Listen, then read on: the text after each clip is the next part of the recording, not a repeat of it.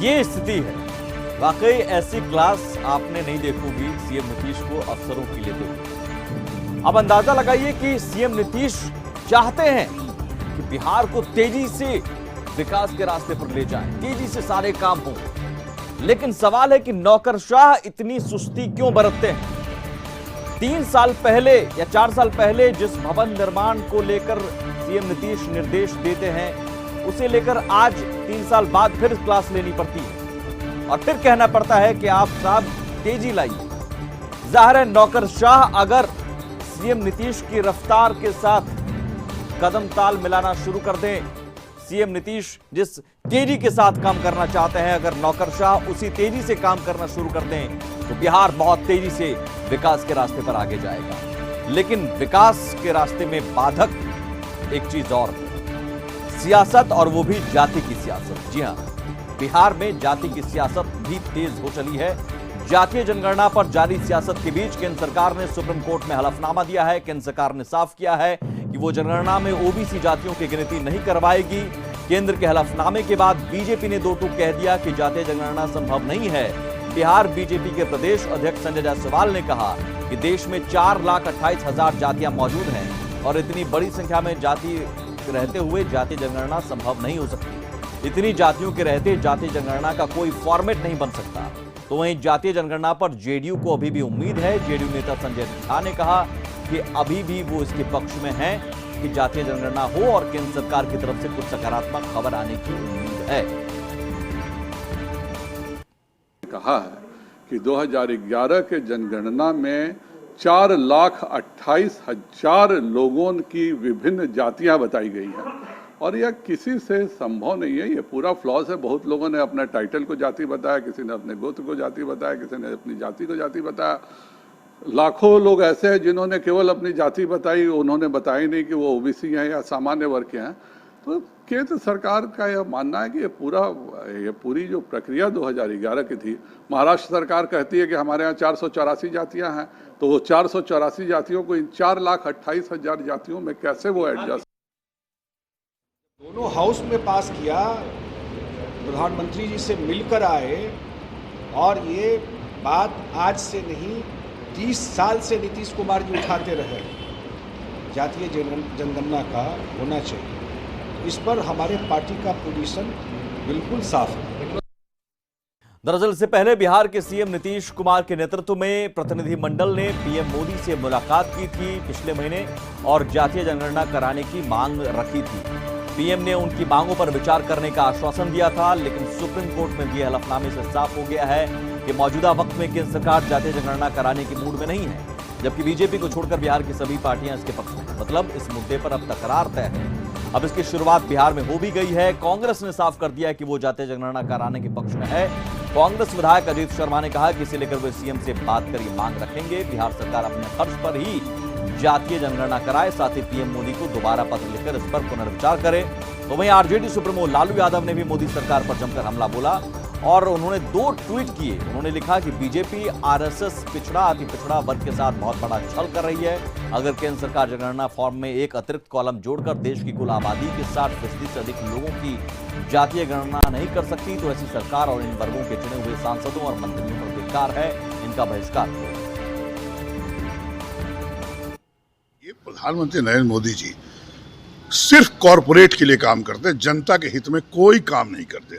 जैसा कि आप देख रहे हैं, जवाब में उन्होंने लिखा है, दिया है सुप्रीम कोर्ट को कि सिर्फ एससी एसटी का ही होना चाहिए, दबाव न बनाया जाए कि हम लोग ओबीसी और भी जाति, हम तो सिर्फ ओबीसी की बात, जाति जनगणना हम लोगों ने मांगा है पूरे सभी कास्ट का, ताकि वो पता चलने से क्या होगा कि हम लोग आरक्षण सही ढंग से सभी जो गरीब आर्थिक रूप से पिछड़े हैं किसी भी जात के हो उसको हम लोग दे सकें। और सुप्रीम कोर्ट पर दबाव बनाए, यह तो बिल्कुल लोकतंत्र की हत्या है। और सुप्रीम कोर्ट को सोचना चाहिए कि आप सर्वोपरि हैं, आप केंद्र सरकार के दबाव में उनको भी नहीं, अगर आए हैं तो मैंने पूरा डिटेल्स तो अभी ऑर्डर नहीं देखा है, देखने के बाद और इस पर बताएंगे, लेकिन अगर ऐसा हुआ है तो यह देश के हित में, जनता के हित में नहीं। और जातीय जनगणना पर केंद्र के इनकार के बाद सियासत तेज हो गई है। विपक्ष भी आगे की रणनीति बनाने में लग गया है। नेता प्रतिपक्ष तेजस्वी यादव ने कहा कि इस पर सीएम का बयान आना चाहिए। एक बार मुख्यमंत्री बोलेंगे तो हम अपने एक्शन प्लान को आगे बढ़ाएंगे। शिक्षा पे समीक्षा भिक्षा करते रहते हैं। 3 दिन के बाद क्या क्या स्ट्रेटेजी क्या बताएंगे उसके बाद ना, पहले वो क्या हो गया, अरे 3 दिन बाद बताया जाएगा। पहले हम उनको लोग करने दीजिए। इस मुद्दे को लेकर के कोनो हम लोग पीठ के पीछे काम करते हैं क्या? सामने आकर के ना हम लोग जो है अपनी लड़ाई अपनी बात कर रहे हैं भाई। और इस इशू पे बिना भेदभाव के अलग पॉलिटिकल व्यू होने के बाद भी हम लोगों ने ये भी डिमांड की थी कि सीएम चलिए उनके नेतृत्व में। जब इतना कर सकते हैं तो हम लोग कौन सा छुपाएंगे इसमें। ये जातीय जनगणना पर खबर आपने देखी और बयान सुना। अब जातीय जनगणना के पीछे की सियासत को समझिए।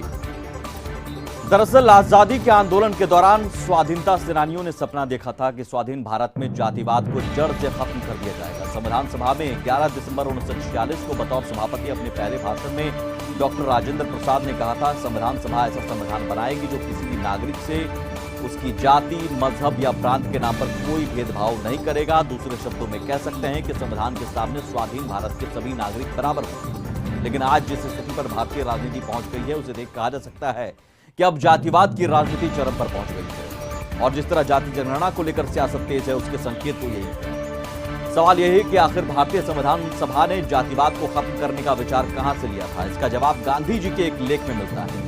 1 मई 1930 को यंग इंडिया में गांधी जी ने लिखा था, गांधी जी के ये लाइन है, मेरे अपनों के हमारे सबके स्वराज में जाति और धर्म के आधार पर कोई भेदभाव नहीं होगा।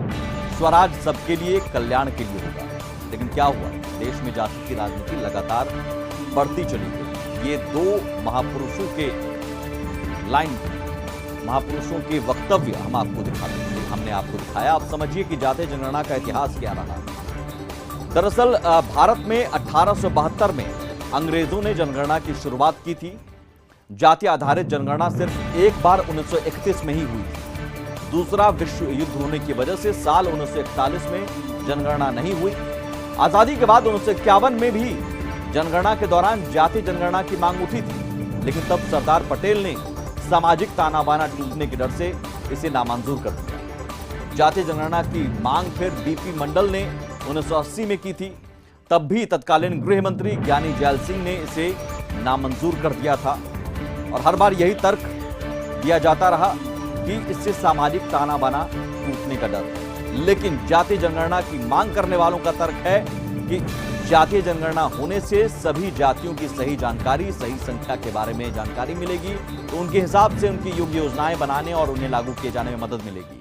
मंडल आयोग की भी रिपोर्ट इसी सोच की बुनियाद पर लागू की गई थी कि इससे पिछड़ी जातियों को राजनीतिक और आर्थिक आधार पर मजबूत करने में मदद मिलेगी।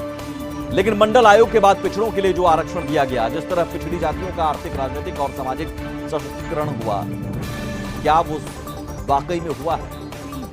क्योंकि उसके उलट रोहिणी आयोग की रिपोर्ट सच सामने लाती है। मंडल आयोग के हिसाब से केंद्रीय सूची में पिछड़ी जातियों की संख्या 2633 है, लेकिन आरक्षण लागू होने के इतने दिनों बाद भी इस सूची में 1000 से अधिक जातियां ऐसी हैं जिनके लोगों को अभी तक इसका लाभ नहीं मिल पाया है। संविधान सभा ने सोचा था कि संविधान और कानून के सामने कोई विशेष नहीं होगा, जाति, धर्म और प्रांत के आधार पर किसी से कोई भेदभाव ना हो, इसका ध्यान रखा गया। संविधान के अनुच्छेद 14 में समानता को मूल अधिकार में शामिल किया गया। आजादी के कुछ साल बाद तक के लिए जातीय आधार पर आरक्षण दिया गया। इसे अनंत काल तक लागू किए जाने के खिलाफ खुद डॉक्टर अंबेडकर भी थे। डॉक्टर राम मनोहर लोहिया ने जाति तोड़ो का नारा दिया था। लोहिया के अनुयायियों की सियासत जाति के इर्द गिर्द चलती रही। जातीय जनगणना की मांग करने वाले नेता लेकिन खुद को लोहियावादी बताते हैं, गांधीवादी बताते हैं। अब इससे अंदाजा आप लगाइए और समझिए कि जाति और सियासत सिर्फ होती रही है, जाति के इर्द गिर्द सियासत घूमती रही है। किसी को मतलब नहीं है कि जातिवाद खत्म हो, समानता हो। इस सबको मतलब है कि जाति के सहारे, जाति की सियासत के सहारे वोट बैंक अपना बना रहे। और अब आखिर में